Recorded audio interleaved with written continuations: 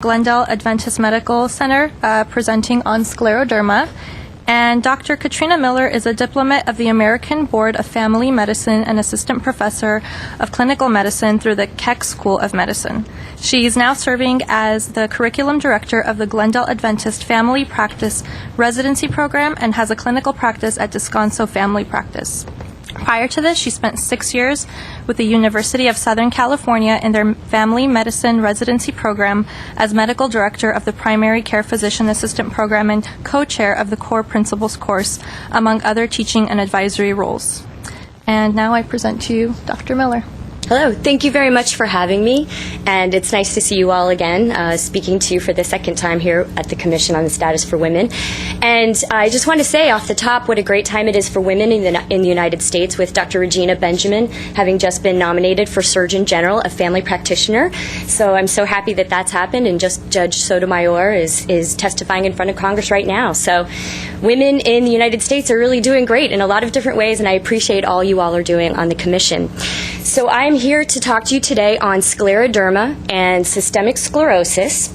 And this is in honor of the National Awareness Month for scleroderma. So let's talk a little bit about what this is. Scleroderma actually comes from the Greek skleros and derma, meaning hard skin.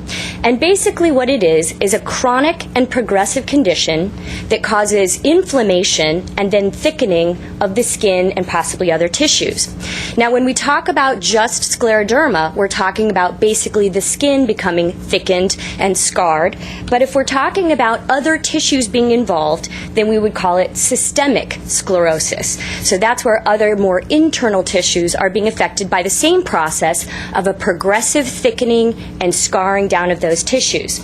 And because this is the process, it's called a connective tissue disorder, a disorder of the connective tissues. So scleroderma and systemic sclerosis can be divided into different types depending on where you have it and how much you have it. It can be limited, as what is shown right here, in a situation called morphia, where just a small amount of the skin may be affected in a scarred, thickened area. This can also look in as more of a linear or longitudinal stripes of scarred tissue, and that we would call linear type scleroderma. Then if we were talking about more areas of the skin being involved, we would call that diffuse scleroderma. And some people use diffuse scleroderma and systemic sclerosis interchangeably to mean the skin and other internal tissues are affected by the process. Now, who has this problem? Well, approximately 300,000 people in the United States are affected by scleroderma in some way, meaning it could be just the morphia syndrome, or it could be on up to the full systemic sclerosis. And you see just a few statistics here about the incidence and prevalence of scleroderma and systemic sclerosis. But basically the point is, it's probably not the most common thing you're going to see, but you probably do know some people who have some type of scleroderma. Generally, it affects ages 25 to 55, so right there in the adult age range, but it can be diagnosed very early in life and be diagnosed very late in life. People in the later 60s and 70s can still be diagnosed with a small amount of scleroderma or systemic sclerosis. 4 to 1 women are affected over men. So unfortunately, this much more affects women. And it also seems to affect more people in the United States and Australia than it does in places like Asian countries, as in Japan and Europe. And for some reason, it does affect blacks more than it does Caucasians. And unfortunately, in the black population, if it does come on, it usually is an earlier onset and is much more severe. So what are the symptoms that we're looking for? Well, unfortunately, especially early in the process, they can be very vague. They can be things like somebody just feeling a little bit of a difference in the skin, maybe some itchiness, maybe a little swelling of the area of skin or of the fingers, of the toes. And from there, it might progress to actually noticing that the skin is becoming different, more hard, more thickened, more like a scar. And with that scarring process, the part of skin that is more supple can be pulled away, causing pitting or ulcers in the areas of skin that are actually more normal. When that scarring process occurs, loss of hair can occur because of the loss of the hair follicles, changes in skin color, changes in the creases of the skin, difficulty with movement, and that can happen with difficulty making a fist or moving other joints. And something called facial masking can occur, where that thickness is starting to cause a problem with the movement of the face. So it starts to look the same all the time, no matter what your emotion, because it just doesn't move as well. Here are some pictures of some of the issues that can come up with scleroderma. On the left, you can see some of the pitting that can happen at the end of the fingers or the toes. Now, keep in mind, this isn't just dry skin. We're not talking about just eczema or something like that when we're talking about this kind of dry skin with pitting. There really has to be a surrounding area of skin that also looks different. And if you look at the tips of these fingers, they look a little shinier. They've lost their creases. And then at the very tips, you're seeing that ulceration and that pitting. You can also see that on the right, in the area where the arms, in the arms of the person on the right, that area right in the middle looks a little pulled in, a little taut. It's got a different color to it. It looks a little more like a scar. So that would be the scleroderma affecting that part of the arm. You can see that when it starts to affect the fingers, it can cause sclerodactyly, which causes contractions of the fingers such that the person can no longer use their fingers like they used to be able to because they've become scarred and thickened into a position, and that's sclerodactyly. And when we're talking about diffuse effect of the scleroderma, we call it diffuse cutaneous, and this is where larger areas of the skin are affected, say on the chest area or the back. So systemic sclerosis symptoms, when we're talking about more internal symptoms, we're talking about areas that are involved where blood flow has been compromised by the scarring of those vessels, and other organ tissues have now been compromised because of that scarring process. Raynaud's phenomenon happens at the tips of the fingers and the toes. It's where you have a very extreme reaction to cold and to heat, very extreme changes of color of the skin, where the skin can go from gray to a bright red, and that's something that is very common with systemic sclerosis. Extreme sensitivity to cold and stress, where you feel more pain than another person would to that temperature change. Spider veins or telangiectasias, where the damage to the area of skin has left capillaries that are just lying in the surface of the skin. Calcifications, where calcium deposits have actually been left in the skin. Dryness of the eyes and mouth, where the glands are now scarred and can no longer produce the moisture of tears or saliva. Joint pain and muscle weakness based on how the joints or the muscles are being affected by that scarred process. Other symptoms in the gastrointestinal tract, scarring can cause all kinds of problems, from reflux, diarrhea, constipation, all the way down the gastrointestinal tract. Heart and lung problems, kidney problems such as high blood pressure or protein coming out in the urine, vaginal problems which can lead to sexual problems, and especially difficulty after menopause with vaginal dryness. And the nerves can be affected by a situation called peripheral neuropathy, where you have extreme sensitivity to pain as well. The CREST syndrome is a specific constellation of symptoms that comes out with a specific kind of scleroderma. Here are the symptoms that come out with that, and some people have this exact set of symptoms, and so they would be termed as the CREST syndrome, as specific from just scleroderma.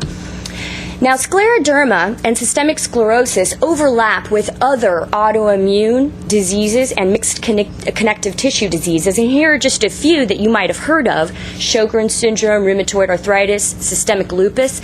So these are things that a lot of people have, and they will have symptoms, some of one of these issues, and sometimes symptoms of scleroderma, such that we will term them both scleroderma plus the other issue. And that is because we really think that the connective tissue disorders or autoimmune disorders are probably a continuum, and we are giving names to a certain set of symptoms, but really it has to do with the same background or etiology.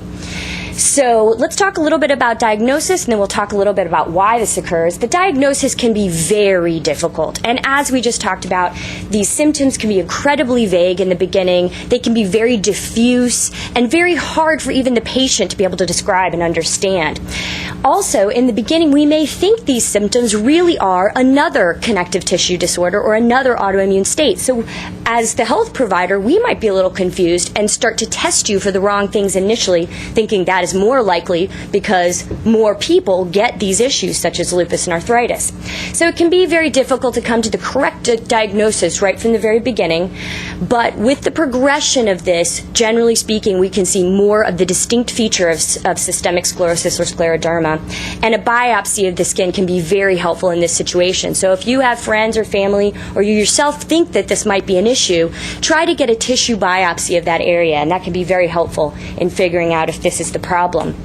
Even though it's very common in women, we have to remember it happens in men much more rarely, but we have to think about that. So your male counterparts and friends can still get this as well, and we want to keep that in mind. Now, what is the cause? Well, unfortunately, we really don't know. Just in the same way that we really don't know what causes lupus or exactly what triggers rheumatoid arthritis, we know pieces of the picture, but we don't know the whole picture yet. So factors of the cause of scleroderma seem to be genetic, and I'll be talking about a little of that in the next slide. There is probably some predisposition in a change of the genetic structure of a person with scleroderma, such that either they will get the scleroderma symptoms, or because of some change that happens during their lifetime, like an exposure to some environmental toxin, that they will then progress to having scleroderma or systemic sclerosis. So there is probably a genetic factor, and there's probably some other factor that comes up in their life that progresses the disease on. And then we have autoantibodies, which we know are present in scleroderma, systemic sclerosis, and many other rheumatoid, autoimmune, and connective tissue diseases, but we don't know really what that means. We know that they're present, but is that the cause of the problem, or is that just a reaction to the problem? We don't really know yet. We also don't really know exactly which antibodies are the ones that are specific for certain connective tissue or autoimmune diseases. All we can do is kind of get a feeling for it, which is why these diagnoses are so difficult.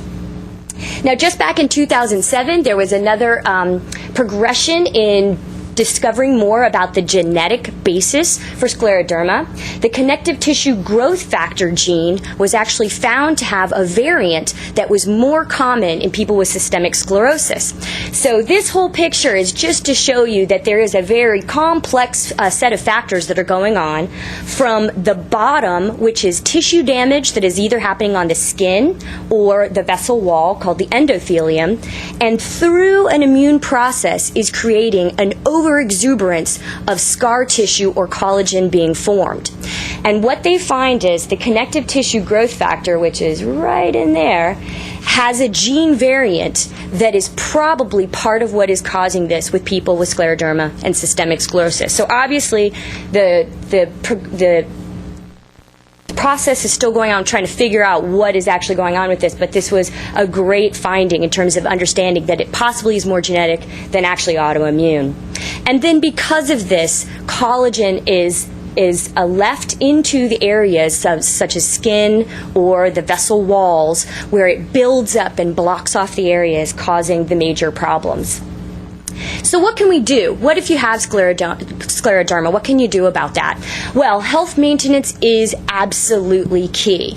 And part of that is a healthy lifestyle with exercise that can maintain flexibility for the joints and the muscles, making sure your skin can stay as supple as possible. So exercise is a huge, important factor in trying to stay as healthy and as supple as you can with scleroderma.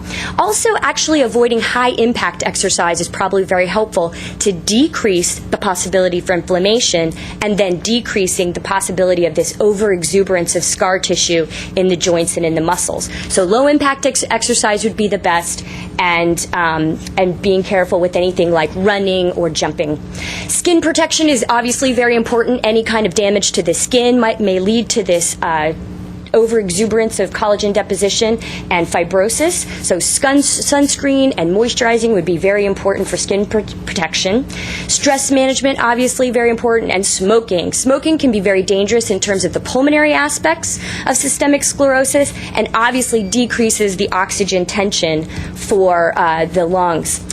Medical treatment that can be used, all kinds of anti-inflammatories are possible for the pain and inflammation, over-the-counter medications, prescription medications. I have a friend with scleroderma that swears by her Celebrex.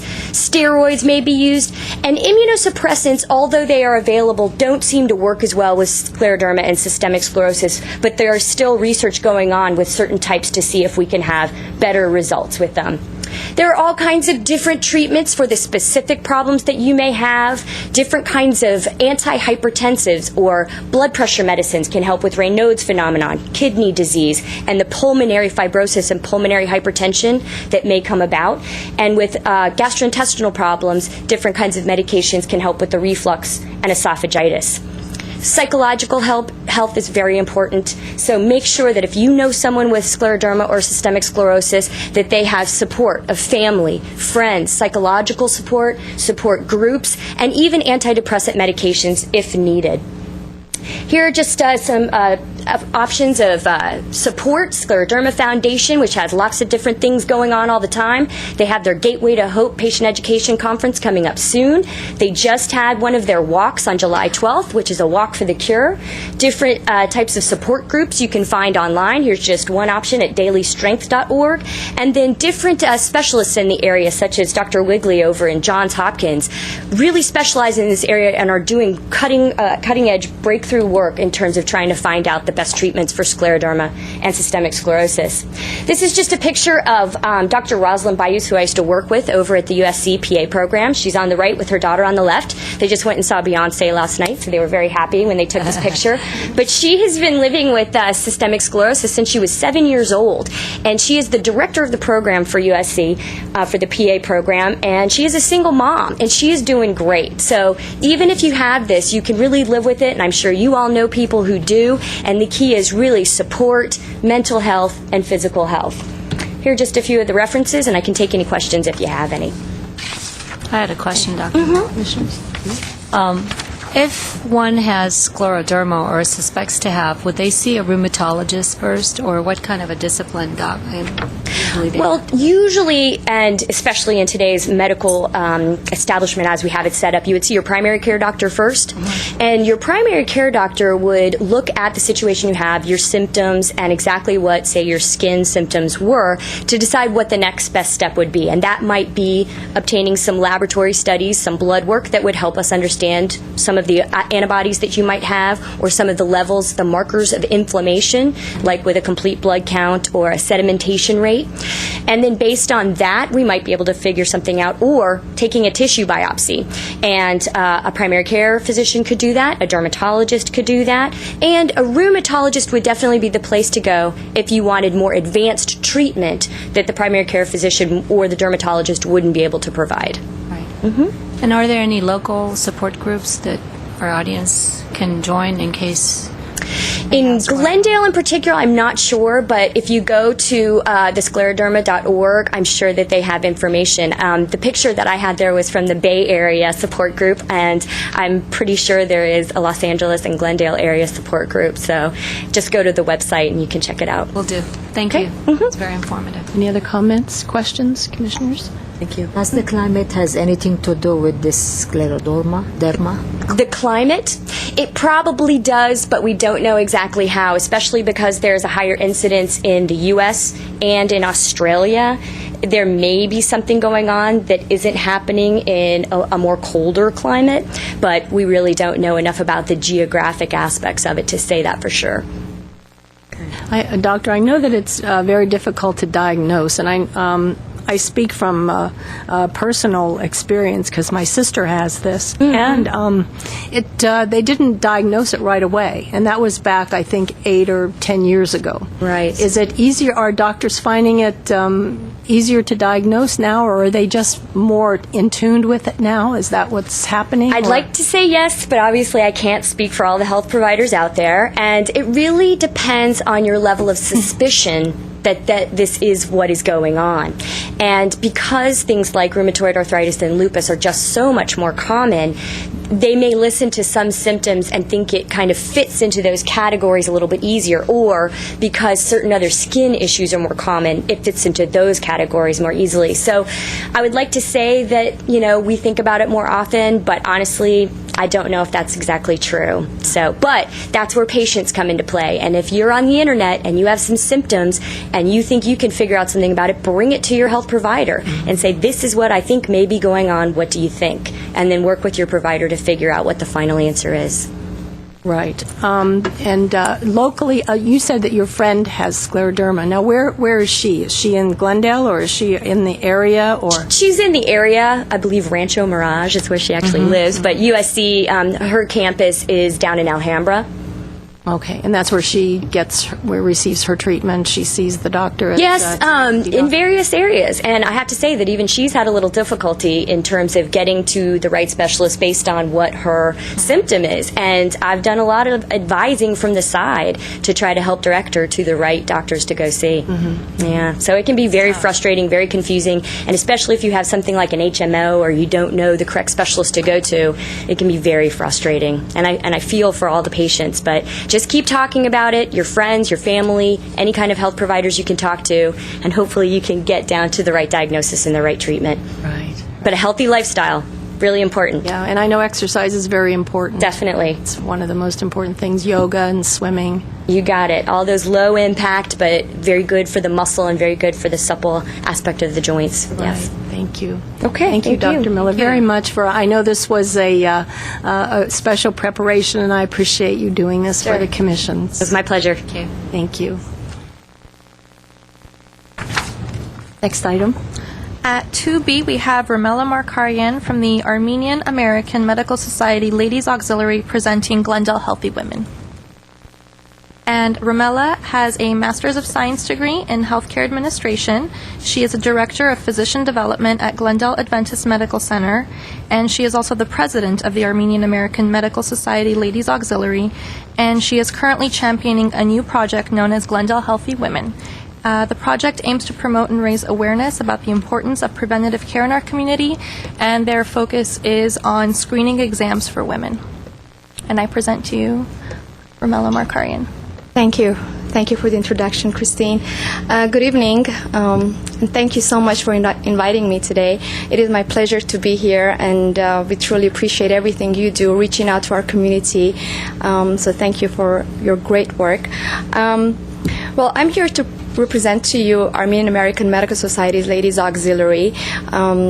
Ladies Auxiliary consists actually of the network of women and volunteer. They're doing volunteer work in our community.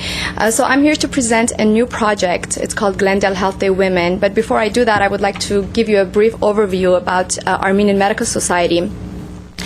The society was established in 1985 by a group of physicians who had a great mission in mind, and that was to help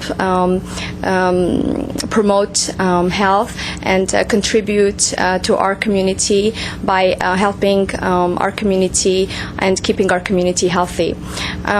Ladies Auxiliary was established right after that. Women of the Ladies Auxiliary are mainly physician spouses or lady physicians who are very involved in our community, and the mission is to support the work and help out basically the medical society with their projects. So we do a lot of fundraising events, and we put together seminars, educational seminars, as well as health fairs. It's an annual health fair that we hold at Glendale St. Mary's Armenian Church every year, and that's to serve indigent patients. And we usually do this with collaboration of Armenian Nurses Association. So it's a very successful event that we do every year. With genuine concern for women in our community, Ladies Auxiliary embarked on a new project recently, and that's called Glendale Healthy Women.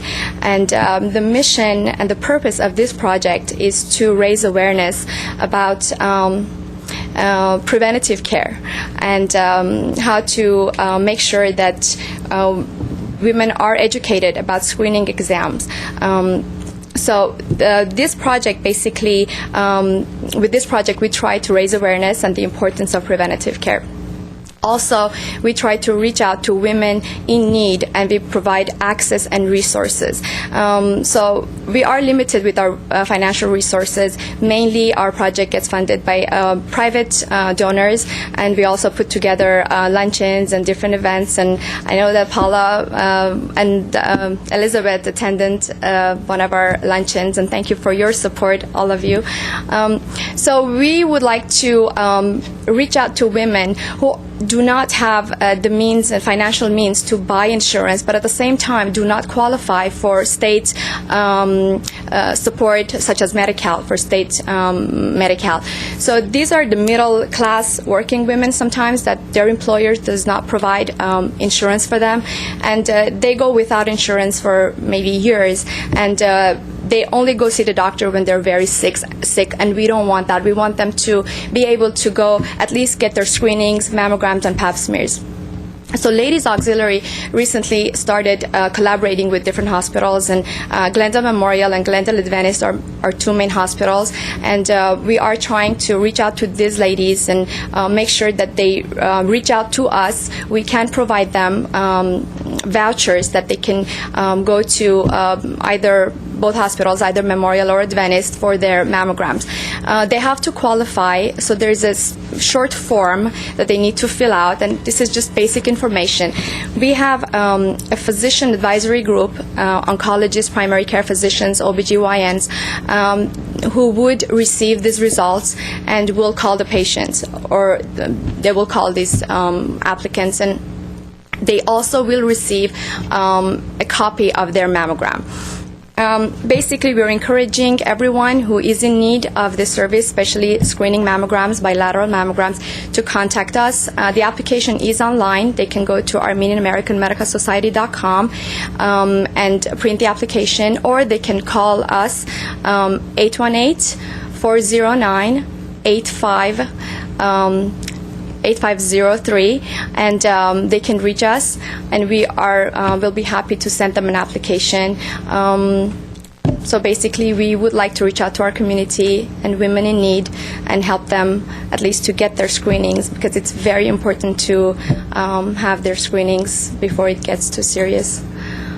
Thank you so much. Any questions? Well, Ramel, I want to say that I think it's wonderful what you women are doing, what the Ladies Auxiliary has done. I know you've raised a great deal of money for this program, and I know you're going to continue to do that and service women in this community who need you, who need mammograms, and you are to be commended for that. And anything that the Commission can do, we're here to help you as well. So just Thank you very let much. us know, Thank you. and we'll be there. Any other comments, Commissioners? I do. I wanted to congratulate you for your fundraising event. That was a wonderful event. Thank you. And I know Paul and I really enjoyed it, and I, wish you many more. Thank you very much. And but I just wanted to ask you a question for our audience. Let's say someone needs your services, or may be eligible for your services. They have to go to the website or call this number, and then Yes. what's the procedure? You have someone who does intake, or could you give us a rundown of? Once we receive the application, we'll go over, there's an area where they need to let us know about their household income, and once we receive this, we will contact and we will send them a voucher once they qualify. There is a certain number that they need to be under a certain financial status to receive this service, and once they receive a call from us within that week, we will send them a voucher, and that voucher they can just present it. They can choose either Memorial or Adventist, or they can ask us where they want to go. We have two different vouchers, and so they can go to that certain. They can make the appointment and go there. They already know about about this program. So and once they get their mammograms done, like any other patient would go fill out their paperwork as well, they will receive a report, a written report within 3 days about their mammogram, about the result. And if it is positive, then that's fine. They probably will not receive a call from our physician. But if it is something that they need to be contacted for, if it is negative, if it is something that they need to be contacted for, then one of our physicians will call to follow up, and we will follow up this patient all the way. If the patient needs a biopsy, we will make sure that this patient gets biopsy, and they're not responsible for anything. And if they need additional let's say, services, oncology services, then we will work with the state to obtain either Medi-Cal or put them on a certain program. So they will be followed through Wonderful. all the way. Can you give us that, let's have the number again, and your number? I know it's the Armenian American Medical Society. Society.com. And Yes. what is your number, Ramela? 818. I'll give you a different number as well, 818-281-4594. Only other. I have a question. Is there an office that someone could go into to fill Well, out the form? we don't have an office. I work out of Glendale Adventist Medical Center, so I usually use that office if needed. But we get together at different locations. The Ladies Auxiliary. Yes, we use different hospitals. I mean, we used to use Glendale Memorial, and we're also using the Glendale Adventist boardrooms. They're graciously, extended those rooms to us, so we do our monthly meetings at either hospitals. How many women have you served per year? Or? Well, this is very new, so we have served 4 women so far. Okay, but that's Great. still good. Well, that's Yeah. Still wonderful. great. Yeah. Yes. Yeah. That's very This is we started the project 2 months ago. Wonderful. And it's done mostly by the volunteer provider doctors who. All of the read providers are volunteer, wonderful. and they're mainly members of the Armenian Medical Society. Very Very wonderful. good. Thank you. I'm really impressed that you follow them through. You not only do the mammograms, but you follow them through treatment. Definitely, That's definitely, we have to follow through. Amazing. Yeah. Thank Thank you so much You're for this welcome, and thank you program, so and- much for extending the opportunity. Thank you so much. Welcome. And also, if women out there want more information, they can also call City Hall. They can call our 548-4844 number, and we will give them this information. Great. Great, Get them absolutely. Thank you connected so with much. Thank you. Thank you. All right. Next item. At 3, we have oral comment. Discussion is limited to items not a part of this agenda. Time is limited to an amount to be set by the chair. The commission may question or respond to the speaker, but there will be no debate or discussion. Staff may refer the matter to the proper department for investigation and report. Okay, so we'll have our first speaker, Denise Miller. She's also from Glendale Adventist Medical Center. Is it community development, Denise? I'm also in the we have a- Physician Relations Department. Physician Relations. Okay, thank you. Welcome. Thank you for having me this evening. I'm just here to give a quick announcement and to announce to all of the community to save the date, Thursday, September 17th, 2009. Glendale Adventist Medical Center and the Commission on the Status of Women are pleased to partner together to present a wonderful, compelling, and very timely lunchtime seminar. That seminar is going to be called Surviving Stroke, Local Treatment and Updates and Options for That Person. Dr. Lance Lee, who is the medical director of the Glendale Adventist Neuroscience Institute, will be presenting. It'll be at Glendale Adventist. It'll be at noon, and I'm sure it's going to be a very fun event with what the commission told me they provide, and also a very knowledge exchange. We are an advanced primary stroke center. We were the first in the San Fernando Valley, and we very much are looking forward to this. Thank you. Thank you, Denise. When we did we're going to do the calendar, I was going to announce this as well to save the date, and we will agendize this if need be when the time comes. Okay? That should be a good event. Thank you. I attended it, by the way, last year. It was Good. wonderful. It was good, yeah. Next. Okay. And I'm sorry, I have another speaker. Next, we have Mr. Adam Lubin, and he is the Director of Development for our Junior Achievement of Southern California program. Welcome, Mr. Lubin. Thank you for having me, Madam Chair, Commission. I am here at the invite of Vice Chair Manasarian. Thank you. We were introduced through someone in Burbank at a ribbon cutting, and I'm here because I really appreciate what the Commission does, specifically Rosie Goes to Wall Street. It's very similar to the work that we do at Junior Achievement. In fact, on July 23rd and August 19th, the Rosie Goes to Wall Street campers will be at JA Finance Park, which I will speak of momentarily. So we have a lot in common there.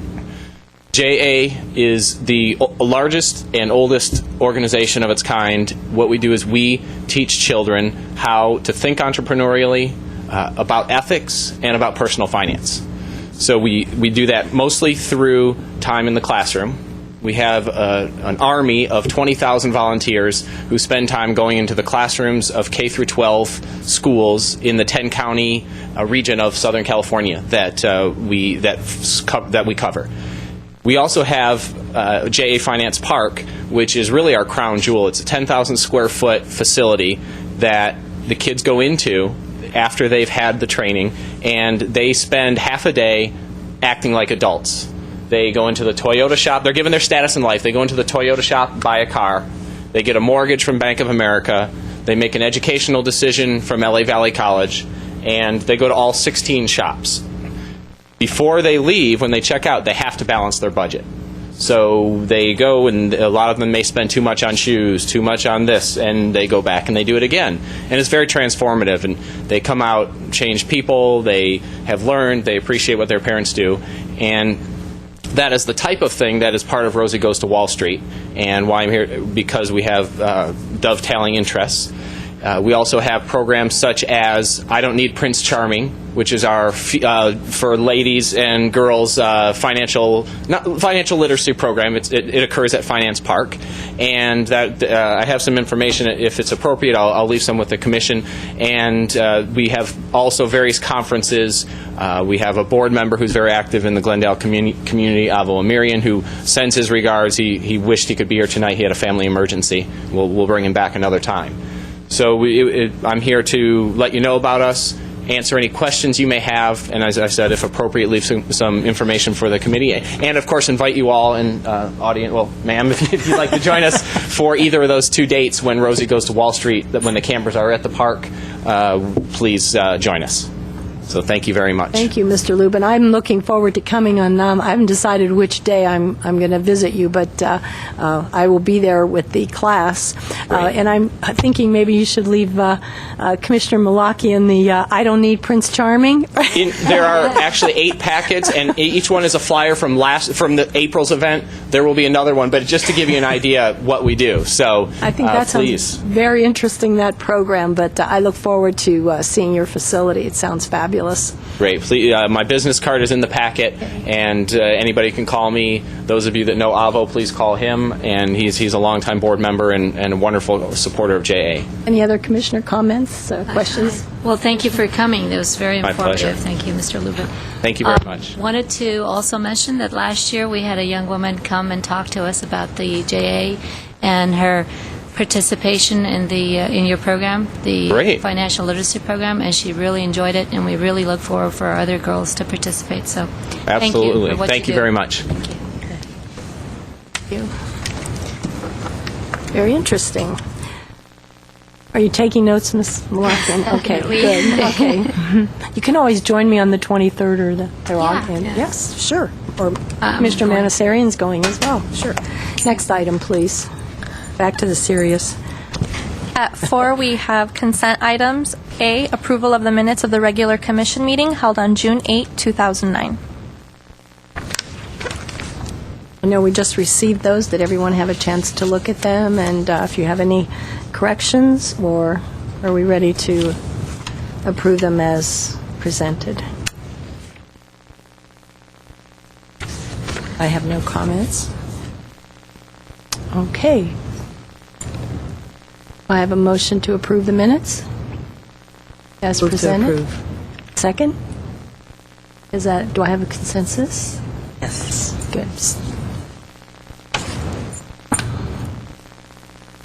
Okay. Next item, please. At 5A, we have at 1, Commission on the Status of Women Master Calendar Events 2009. At A, motion providing direction regarding the Commission on the Status of Women Master Calendar of Events. Okay, are there any corrections or additions? I was going to mention, as I said before, that for Healthy Aging Month, for the audience to save the date, September 17th, the Glendale Adventist Luncheon on stroke awareness be at noontime, and that would be my only correction. Anyone else? I'd like to make note of the fact that cruise night is not on the calendar. We did remove that from our calendar, so we will not have a table at cruise night. I didn't know if everyone is aware of that.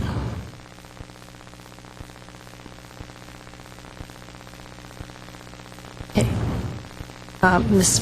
Barpetian? Madam Chair, I do believe that the event that was just spoken about at the during oral comment has not come before this board as of yet, so we may want to reserve placing it on the Yes, agenda, the agenda. until that time. Exactly. I'd like to have that agendized for next month. Okay. I just wanted to save the date tonight, and, okay, fine. Okay, so do I have a motion to approve the calendar as amended? Oh, just... Want it approved as is. As is. I so move. Second? I'll second. Is that unanimous? Yes. Okay, thank you. Next item, please. At 2, we have consideration and discussion regarding the sponsorship endorsement request form, and at A, there's a motion providing direction regarding the sponsorship endorsement request form.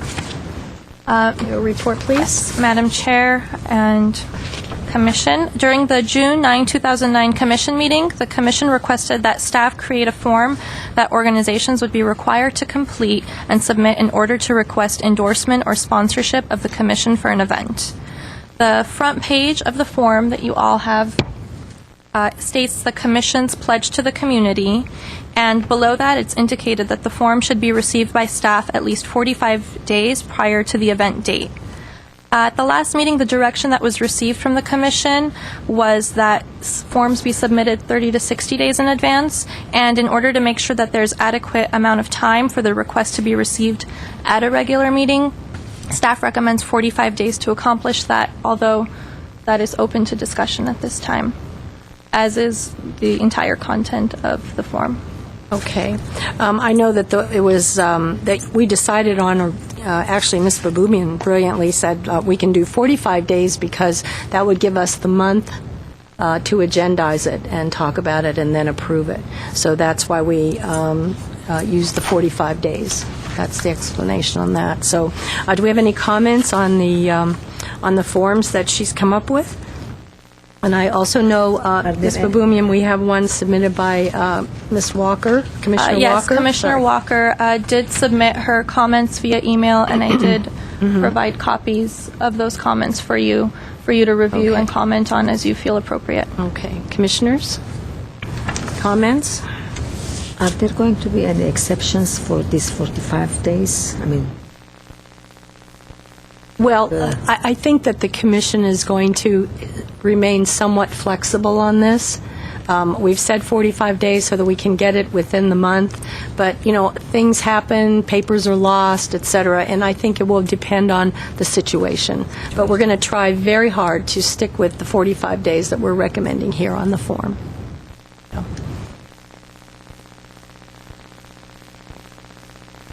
Any other comments? If we're speaking about the form, I think that I noticed on the second page it talks about describe the data collected to demonstrate the need. I think also maybe if they could attach any other documents instead of just description, maybe flyers if it was a past event or some sort of a report or evaluation of their. Are you their speaking event. of the Commissioner Lamel of the great Commissioner Walker's submission, or? I think it's part of the same. Well, there seem to be a lot of minutia on Commissioner Walker's that I think that maybe we want to try to avoid it, because I think we're not giving great sums of money, and I think to be asking all of these questions is a little bit overdoing it. I think if we know the purpose of the funds, and I think on the staff submission, where you have description of the event, I think a better word might be purpose. Why do they need the money? For what are they going to use the money? So that we know that that way we will have the answer to, does this conform with Commission strategy or strategic plan? I was speaking of something a little differently, but I think yours is a different one. Just, Yes. Just normal documentation. Let's say it's a nonprofit. They might have a brochure or something about their organization that gives us a little background, because what I noticed is basically just a description about the event, but nothing about the organization. So it'd be nice to have some background on who they are, what their intentions are, what their mission is. That way we can easily see how it aligns with ours.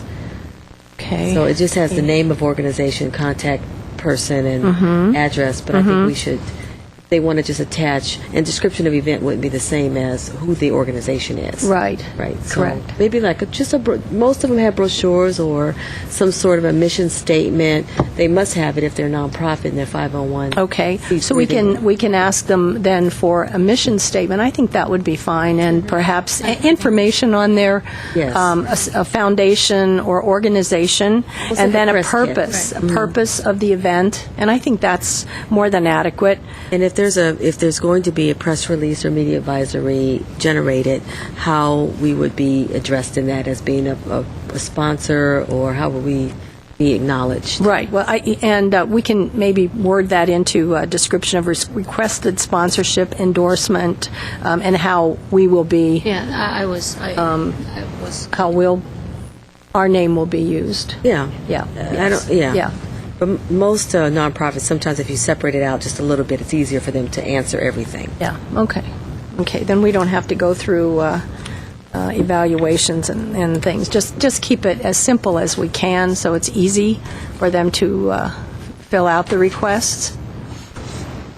I think mostly and basically the organizations that request funds from us, we are all familiar with. They are mostly community organizations, and the decision is not usually a very difficult one.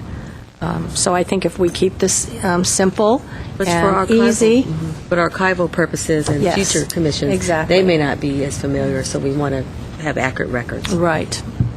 Is that clear, Ms. Mabubian, what we're saying? Ms. Farpetian, did you? Madam Chair, members of the Commission, I think the only clarification we would need is, do you want to add some language on the form that talks about the flexibility of the 45 days? Because based on the way that the form's prepared now, it appears that you would only consider those applications that come within the 45-day period. Perhaps something along the lines of forms submitted in less time would not be given priority, or something that indicates that if they don't come in that 45-day period, their request may be considered but not necessarily endorsed or sponsored. Approved, maybe. Okay. Or approved. Okay. Okay, we should have some sort of Yes. guideline.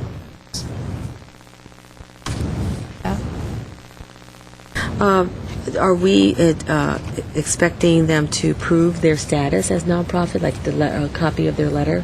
I know most situations, we want to verify that. If we're audited for any reason, you want to make sure that the organizations have status that is active, that they've paid their taxes, paid all their fees and things like that. Okay. But they're legit? Exactly. Okay. I think that's important. Okay, okay. I think it's also important that we ask, and this is something I think that the Commission does, how the funds will be used, so that we know exactly where the money is going, and not just make it a carte blanche sponsorship or donation, but in their request, they should let us know this is going for a particular camp, a particular program, a particular hospital. Like their line item. How do you feel about if they submit a budget for this particular event that they are doing? I think, personally, I think that's asking too much. I think just a question that says, or ask them, request how they're going to use it, and I think that would be adequate. Any other commissioners Yeah, have I a agree feeling about with that? Commissioner Lamel about who they are getting a brochure and their status. And also, one thing that I'd like to add is how our sponsorship will be acknowledged as well, and how they will be used. So these questions are important that need to be answered. But yeah, I tend to agree as far as the budgeting. It might be a little too much, and they might be. I don't know. Well, just the budget for their event, the event alone, not the budget for their operating their entire organization just for that particular event. So then we can see, let's say they say, well, we'd like the money for graphics, and maybe we could, instead of maybe doing that, something else on their budget that we could help Sure. on with that. So they should all have somewhat of a budget. It doesn't have to be anything really. Okay, that sounds reasonable, and we have had requests like that in the past, and they have asked us for $250 or $150, so usually that's an easy enough question to have asked and answered. I think that's doable as well. Anything else? Do you want to review what you have, Ms. Baboubian, or you have an idea of where you're going with this? I have an idea, and I will bring this back at the next meeting for session again. Okay, thank you. Thank you. Very good. I wanted to mention before, this is out of sync, but all of the women that were here talking were from Glendale Adventist Hospital, and I think that was terrific. So I wanted everyone to know. I guess I could say that for commission comments, but I want to do it now before I forget.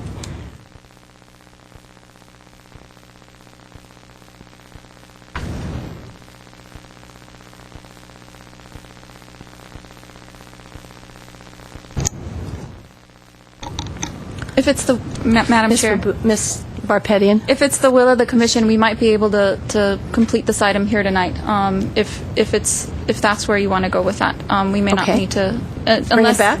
Unless we Okay. completely miss the mark, and you'll see it when we give you the form. Okay. Then we might not need to bring this item Okay. back multiple times. We can just vote on it. Great. Okay. So I think between the two of us, I think we've got pretty much Okay. all of the comments. And maybe I'll start, and Ms. Baboumian, maybe you can jump in if I miss something. I think what we were looking at was with regard to the 45-day time period. Forms submitted in less time may not be approved.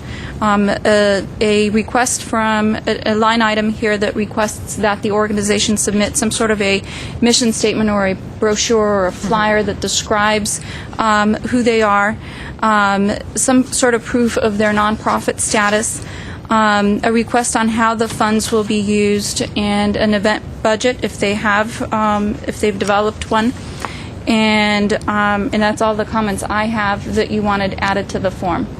Okay, now when you say event budget, now we don't want, that's confusing to me, because then I'm going to be thinking, if I'm trying to fill this out, that you want a budget for the event that they're putting on. So, but what we really want is a budget for the purpose that we're donating the money, correct? I think that what I was referring to, a budget, just an overall idea of some line items of what they need to have funding for. And maybe where it says when they complete the entire form, please attach the following documents, and that would be the brochure, letter from the Internal Revenue Service stating that they are 501c3 in good standing, and then the other items that you mentioned. Okay, I think that's all we have. And also how the commission will be acknowledged in the sponsorship. Correct. Okay, does that sound as if it covers everything? Yes. Okay, so do I have a motion to accept this sponsorship request form? Commissioner Katefian? So move. I think it is more than enough information on that paper, so I don't think we have to go into too many details, because in the money we're going to sponsor, not too much as I believe. So it's shorter with less questions and less requests for information. It will be easier for us. Okay, so do you have a motion? Is that your motion to? And your motion is to approve the form with the amendments that were discussed? Yes. Okay. Second? I second that. Sari. Do I have unanimous consent? Yes. Motion passes. Next item, please. At 3, we have consideration and approval of community sponsorship of Promoting Awareness Victim Empowerment, also known as PAVE, fundraising event. And at A, there's a motion providing direction regarding the community sponsorship of Promoting Awareness Victim Empowerment fundraising event. and Chair Devine and members of the Commission. The organization PAVE has requested that the Commission support a fundraising event they are organizing called Removing the Mask, Art and Soul to Shatter the Silence of Sexual Violence. The event will take place from 7 to 10 p.m. on Thursday, September 17, 2009 at the Dorothy Chandler Pavilion in Los Angeles. The evening will include performance art, celebrities, and elected officials.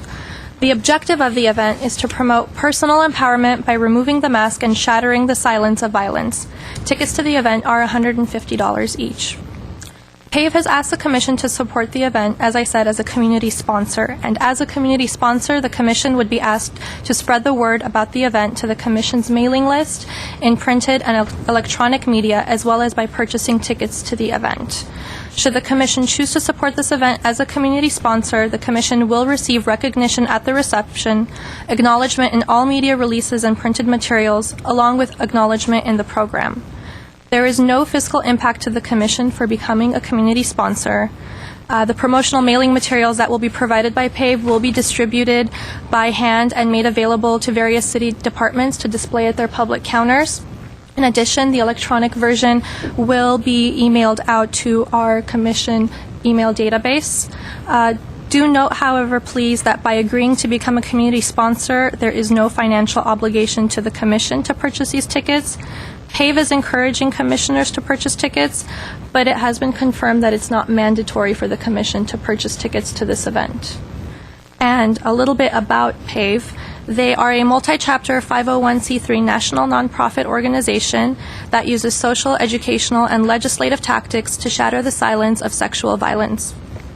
PAVE's work is based in education and in action. The organization works to stop sexual violence before it starts by challenging cultural norms that encourage violence or ignore the spectrum of sexual abuse. Additionally, PAVE strives to empower victims and survivors by creating an awareness and response to any injustices done to them. By focusing on both prevention and awareness, PAVE is working to end sexual violence on all fronts. PAVE's work has been featured on CNN, The Today Show, and in Time magazine. Okay, I know when I discussed this with Ms. Haddad when PAVE invited us to endorse this project. We felt it was a very easy decision because there was no fiscal impact on us, and I still feel that way. And I think it sounds like a wonderful event, and if anybody wants to go, of course you can purchase a ticket and be present. But otherwise, if we vote to endorse this, then they will put the Commission on the Status of Women Glendale in the programs, and we'll get full acknowledgement of endorsing this project. So do I have any comments from commissioners? I'll open it to the floor. What monetary amount were you suggesting? Were you suggesting There is no monetary amount. It is, yes, they just simply want an endorsement from us. Remember, we said endorsement was simply no money, Sure. but just our backing of this project.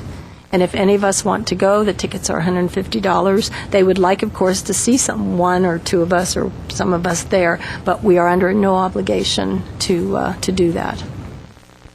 But I think would be really a good step for us to be involved by endorsing it. It's the same day as the stroke awareness. Oh, see, there you go.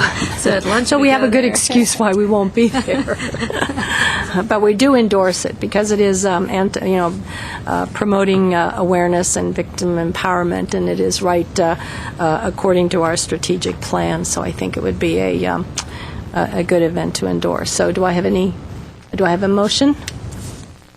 I think it's a great cause, and we really should support it, so I do make a motion to support the event. And do I have a second? I'll second. Do I have unanimous? Yes. Thank you. Motion passes. Okay, next item, please. At 5B, we have reports, information only. At 1, there's an informational report regarding 2009 Rosie Goes to Wall Street program, also known as Camp Rosie. Camp Rosie, which is now in its third year, is a program designed to reach young women and girls aged 14 through 18, particularly from extremely low to low moderate income family households within the city of Glendale. Outreach and recruitment efforts have been focused towards students attending Glendale High School, Hoover High School, and Daly High School. Throughout both sessions of Camp Rosie, the girls focus on self-development and enrichment and learn essential skills for success in financial literacy. As in the year prior, the Commission will incorporate Junior Achievement's Financial Park and its financial literacy curriculum into the Camp Rosie program. Additionally, good communication skills, fitness and nutrition, and self-defense skills will be taught and discussed in the camp. In addition, we have the League of Women Voters who are participating this year in providing a female political participation workshop called Running and Winning. The total cost of the program for Camp Rosie this year is anticipated to be approximately $50,130, and there is a line item detail for the estimated budget that's included in Exhibit 1.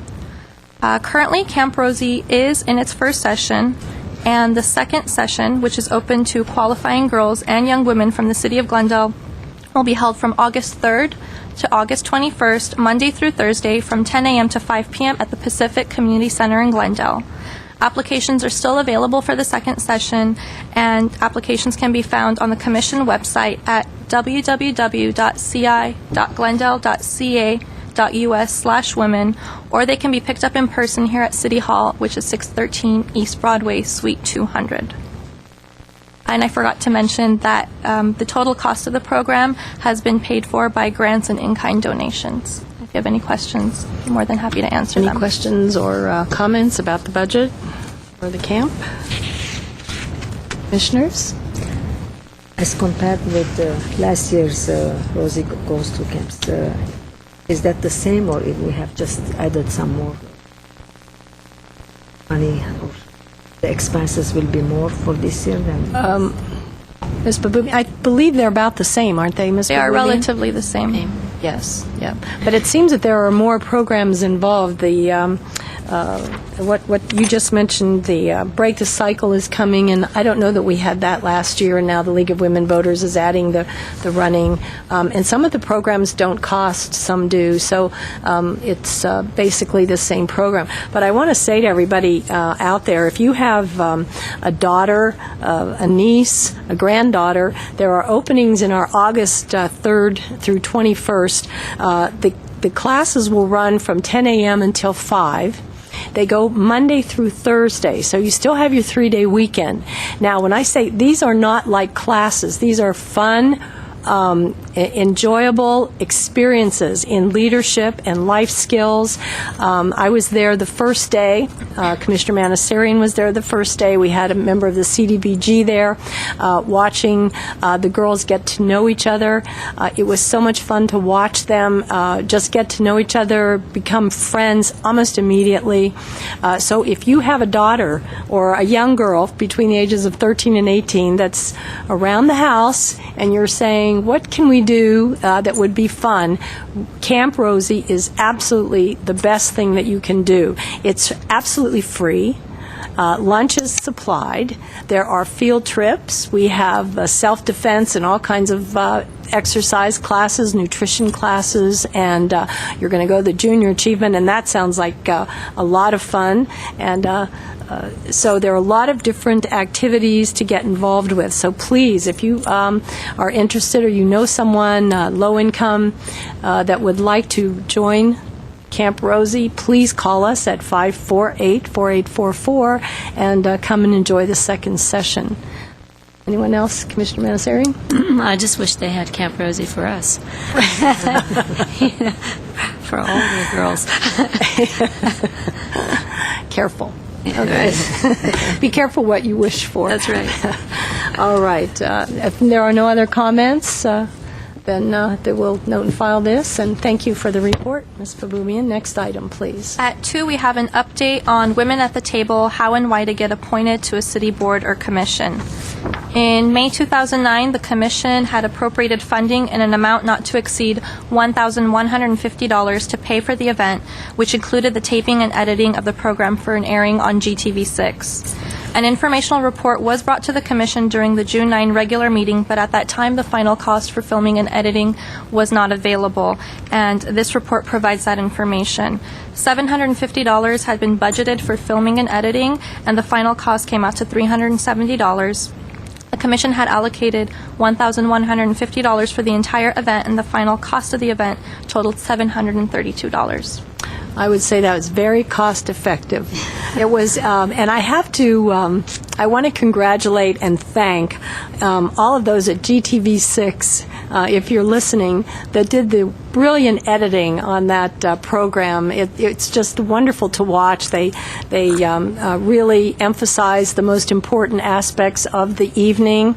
The speakers looked fabulous. I've gotten a lot of really good feedback from that program. I hope that it's going to be on the agenda for GTV6 again. I think they've stopped showing it, and I'm hoping that they'll put it back on like maybe once a month, just in case there are openings on commissions.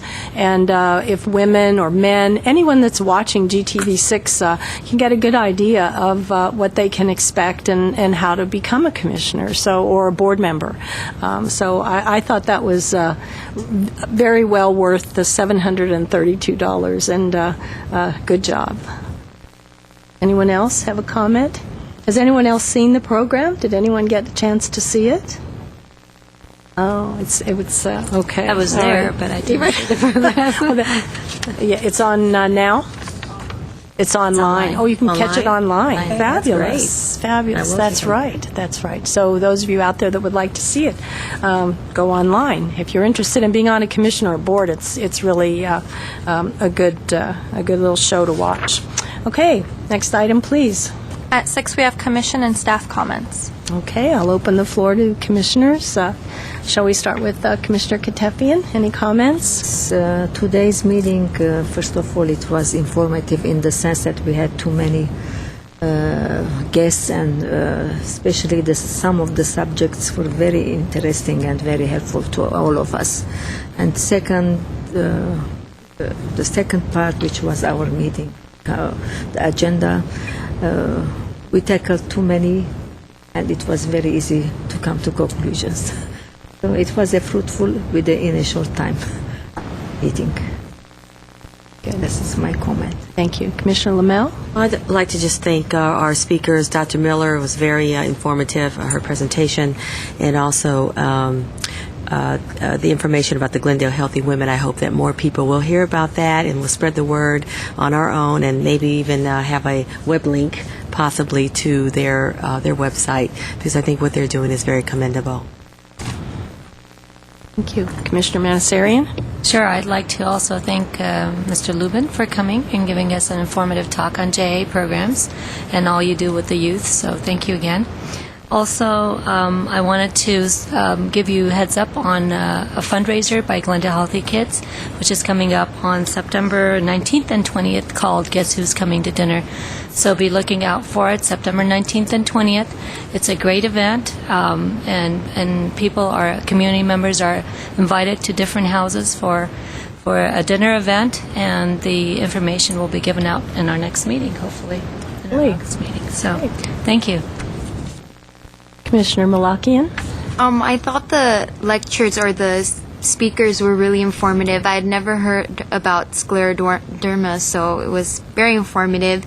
And I didn't know much about the Armenian Medical Society, so that was also really great that I got to know what it was about and what they're doing. I'm also really excited about Rosie Goes to Wall Street. I was unable to attend first session, but I think I'm going to go to second session because it sounds really great. So forward to it. Fabulous. Good. All right. Announcements from me, comments. Don't forget that on October 17th, 18th is Relay for Life.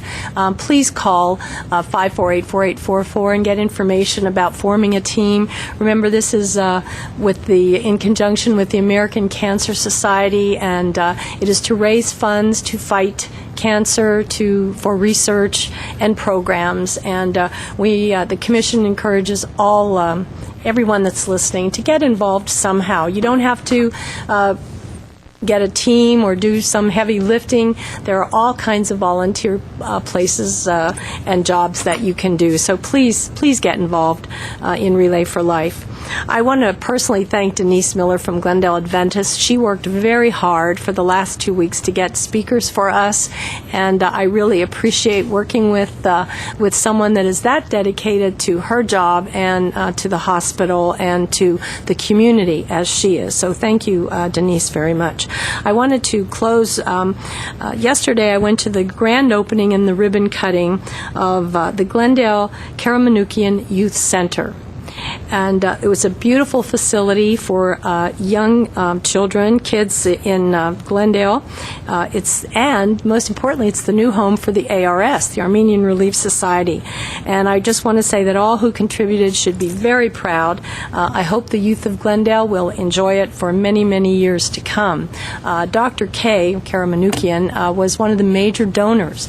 And one of the things he said was, "We will be remembered by our generosity and our contribution to our community." He's a wise man, a generous man, and I congratulate him on that beautiful facility. And with that, can I have a motion for adjournment?